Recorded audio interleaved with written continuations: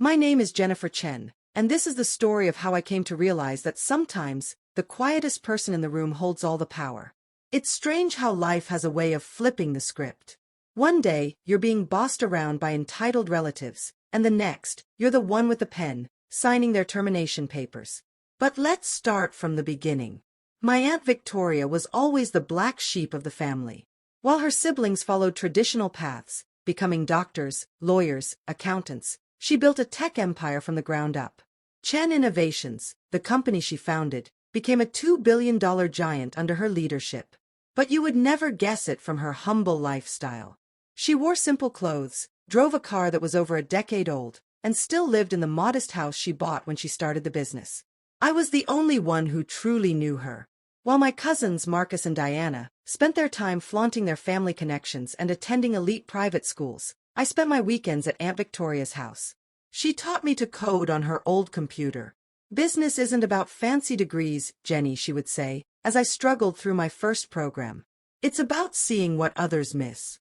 When I was 12, my parents died in a car accident, and Aunt Victoria took me in.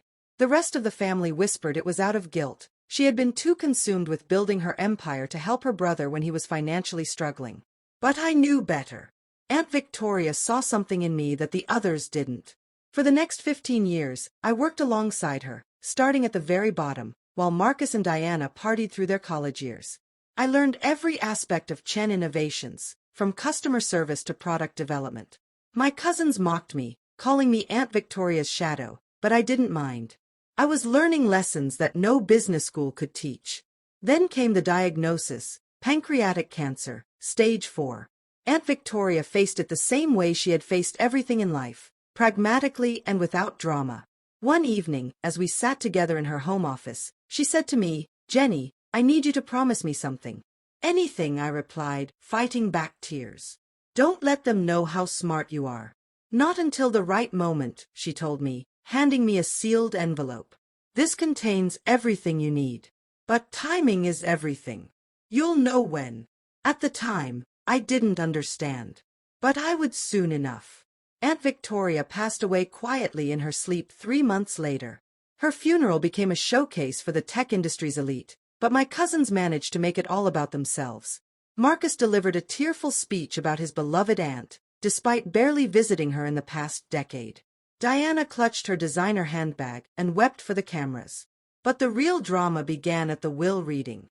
The family gathered at Chen Innovations headquarters, my aunt's siblings, their spouses, Marcus, Diana, and me. Everyone assumed the company would go to Marcus, the oldest male heir, with shares to be distributed among the family. After all, that's how things usually worked in our traditional Chinese family. The lawyer, Mr. Patterson, cleared his throat and began reading. The first few minutes were typical: small bequests to longtime employees and donations to charity. But then came the bombshell. "And to my niece, Jennifer Chen, I leave my controlling interest in Chen Innovations, comprising 70% of all voting shares. The remaining 30% will be distributed among current employees according to their years of service." The room erupted in chaos. "This is impossible!" Marcus shouted, his face turning crimson. "She's just a junior employee. She doesn't even have an MBA. Diana's mascara began to run as she cried, "We're the rightful heirs." "She's just the poor relation," Aunt Victoria took in out of pity. Uncle James, their father, stood up shakily. "There must be some mistake. Victoria wouldn't leave everything to the help." Mr. Patterson remained calm. "The will is quite clear, and I assure you, your sister was of sound mind when she made these arrangements."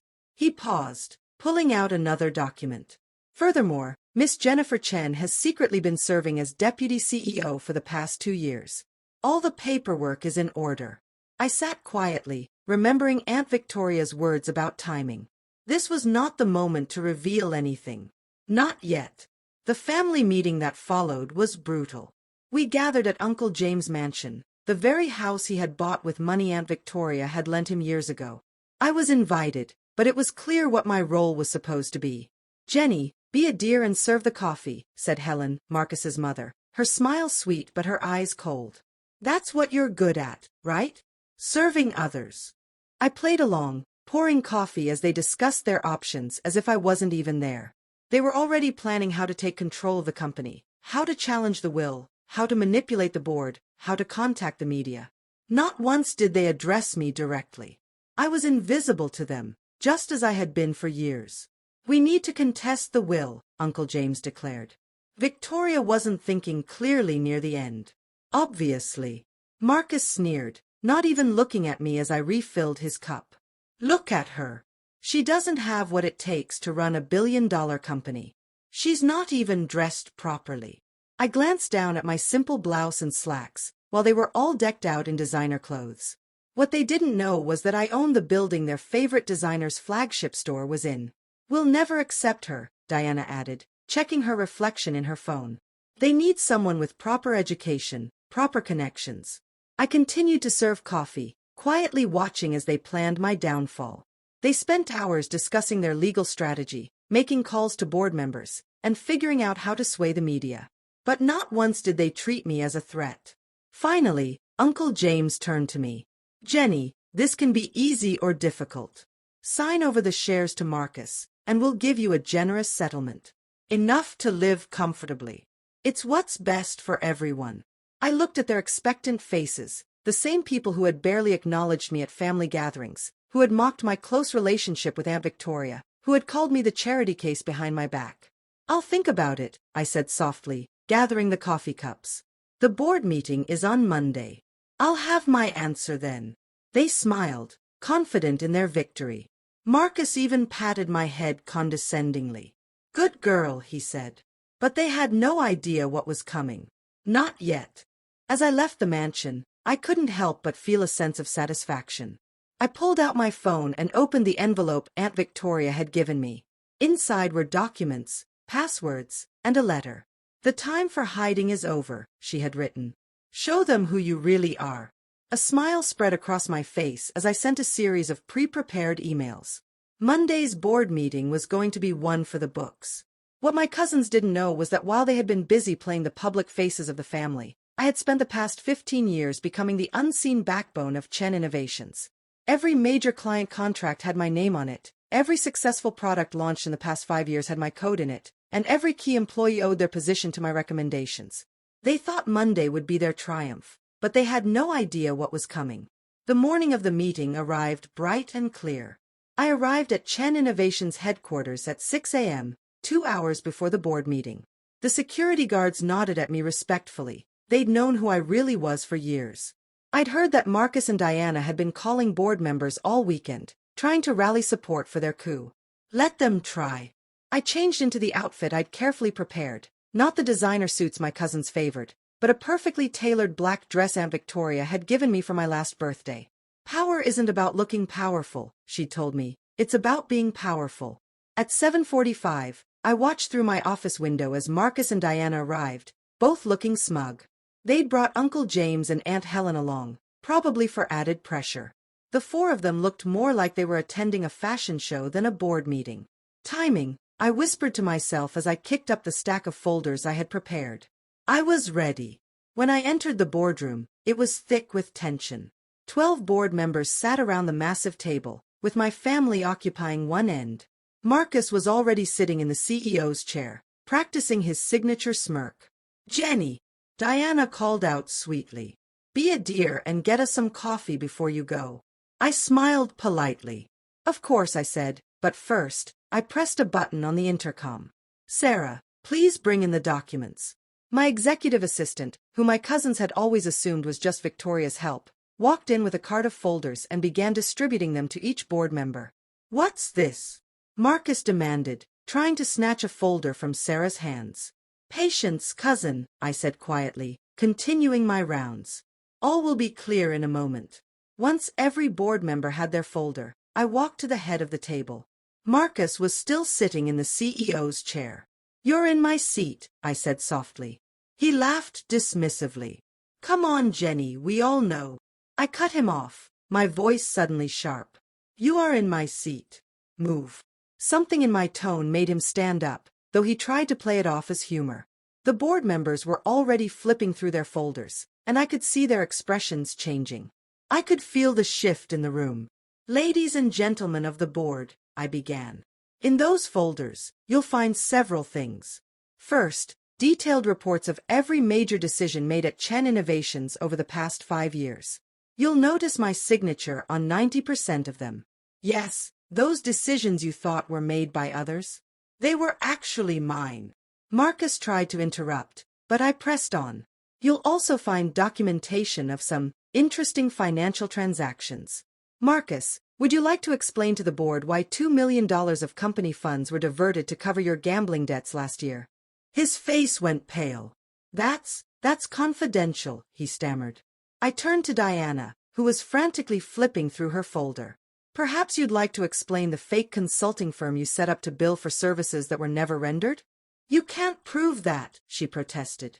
Oh, but I can, I said calmly. Victoria and I documented everything. We let it slide, hoping you'd grow up and become responsible. We were wrong. Uncle James stood up, his face purple with rage. Now see here. I cut him off, my voice quiet but firm. Sit down, Uncle. Your section is on page 12. The irregular loans. The misappropriated funds. The shell companies. Would you like me to continue? He collapsed into his chair, defeated. For years, I had worked in the shadows, quietly learning every aspect of the company. While others took credit for my work, I let them. Aunt Victoria had taught me that true power doesn't need recognition, it needs results. I clicked a remote, and the screen behind me lit up with charts. Under my direct management, I continued, though others took credit, our R&D department increased productivity by 200%. Our client retention rate rose to 98%. Our profit margins doubled. The board members were nodding now, many of them finally understanding why certain departments had mysteriously improved over the years. We have a choice, I said. You can support my cousin's attempted coup, in which case I'll be forced to release all this information to the media and the proper authorities. I pressed another button, and new documents appeared on the screen. Or, we can move forward with the expansion plans I've been developing for the past year. 5 new tech centers. Partnerships with leading research facilities. A revolutionary product line that will put us years ahead of our competitors. The room was silent. I could see the board members exchanging glances, calculating the numbers in their heads. Finally, Mr. Rodriguez, our longest-serving board member, spoke up.